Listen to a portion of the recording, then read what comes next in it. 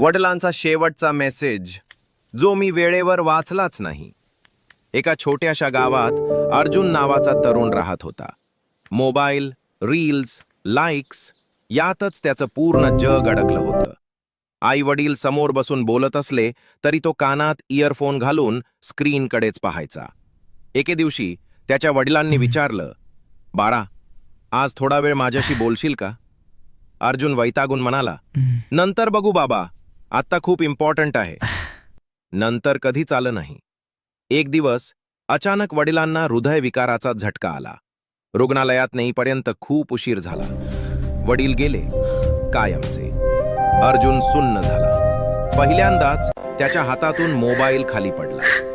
काही दिवसांनी वडिलांचा जुना फोन साफ करताना अर्जुनला एक ड्राफ्ट मेसेज सापडला. तो कधीच पाठवला गेला नव्हता. मेसेजमध्ये लिहिलं होतं,